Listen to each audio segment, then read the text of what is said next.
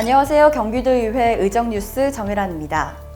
경기도의회가 지난 3월 23일부터 25일까지 코로나19 위기 극복을 위한 임시회를 열고 2020년도 제1회 추가경정 예산안을 심의 의결했습니다.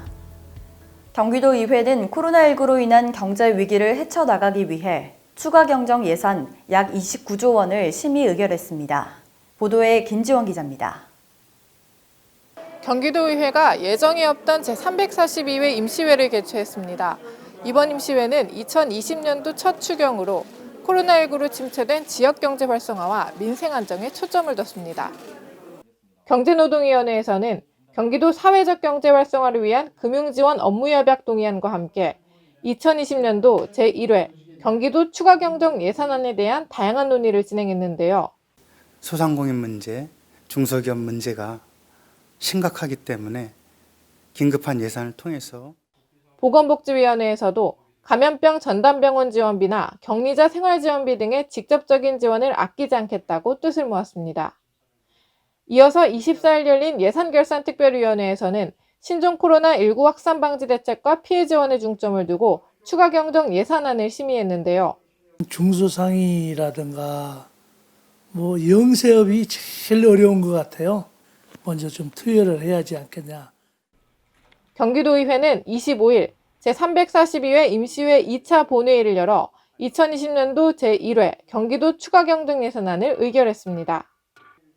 총 규모는 28조 9,778억 원, 2020년 본 예산보다 1조 9,395억 원 증가한 금액입니다. 이번 추경 예산은 민생 안정 및 지역경제 회복 지원, 중소기업과 소상공인 지원, 감염병 대응체계 확충 등을 위해 쓰일 예정입니다. 도의회는 도교육청이 제출한 2020년도 제1회 추경 예산안도 처리했습니다. 도교육청의 예산안 규모는 기존보다 166억 원 늘어난 16조 7,211억 원입니다.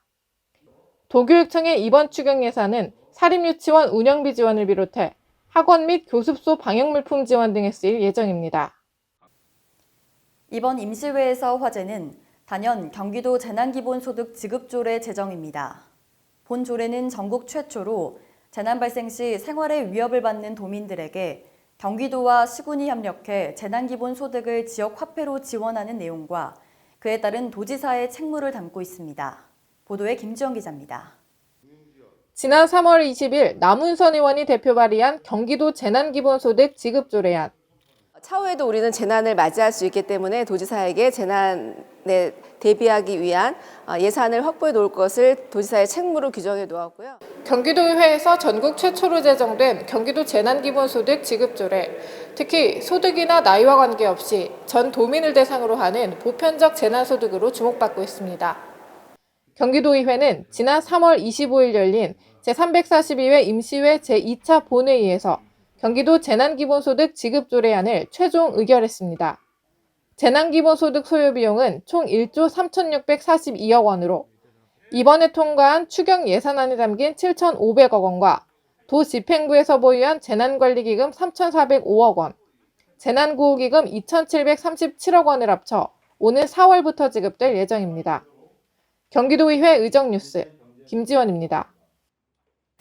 3월 25일 경기도의회 1층 대회의실에서 코로나19 비상대책본부 4차 대책회의를 열고 코로나19 장기화에 대비한 피해 최소화 방안 등을 논의했습니다.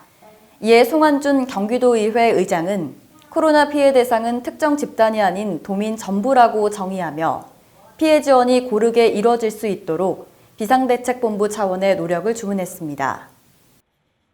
지난 3월 9일 경기도의회가 코로나19 확산으로 피해를 입은 대구 시민들을 지원하기 위해 자율모금한 성금 1,335만 원을 대한적십자 경기도지사에 전달했습니다. 성금 전달식에 참석한 송환준 의장은 과거 근무후기 운동이 국민적 단합의 상징이 되었듯 경기도 의회에서 시작하는 모금운동이 확산되어 코로나19 위기를 극복하는 희망의 상징이 되기를 바란다고 소감을 전했습니다. 코로나19, 우리 모두가 함께라면 이겨낼 수 있습니다. 이상으로 제342회 임시회 의정뉴스를 마칩니다. 시청해주신 여러분 고맙습니다.